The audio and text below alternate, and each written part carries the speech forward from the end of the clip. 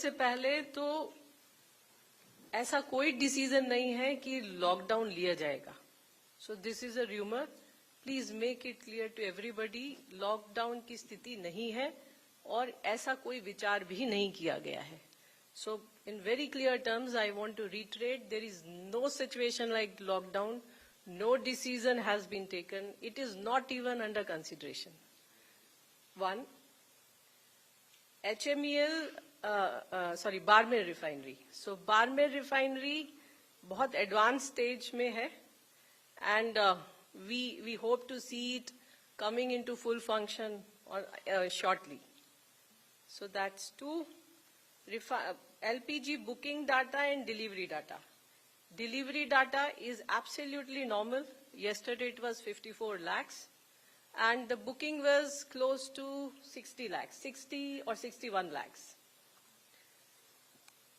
कुछ retail outlets में dry out हुआ है, आपने पूछा, उसकी डिमांड, उसे हम कैसे करेंगे. इसके अलावा इसी से मिलता जुलता सवाल था कि कुछ partial dry outs in certain areas.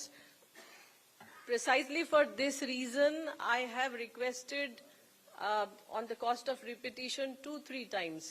मैंने 2-3 बार आप लोगों के माध्यम से देशवासियों से अपील की है, प्रार्थना की है कि कृपया पैनिक बाइंग न करें, र्यूमर्स पर, अफवाहों पर विश्वास न करें. हमारे पास 1 लाख पेट्रोल पंप है. 1 लाख पेट्रोल पंप में से 91,000 से ज्यादा हमारी public sector oil marketing companies के पेट्रोल पंप हैं.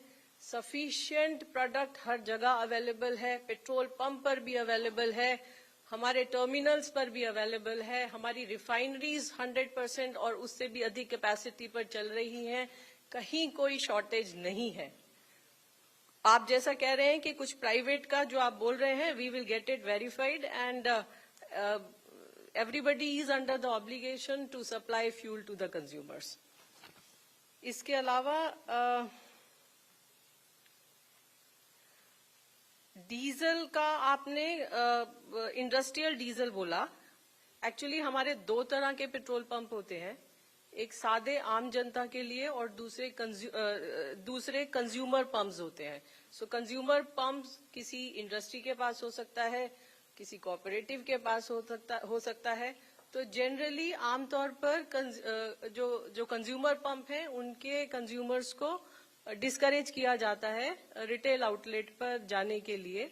बट ऐसा कोई डाटा नहीं होता है कि जहां पर हर एक ट्रक का नंबर नोट किया जा सके.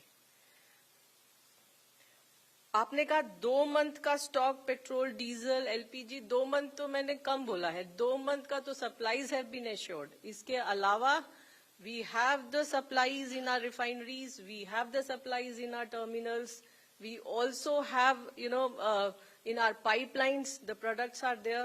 So we have sufficient product with us.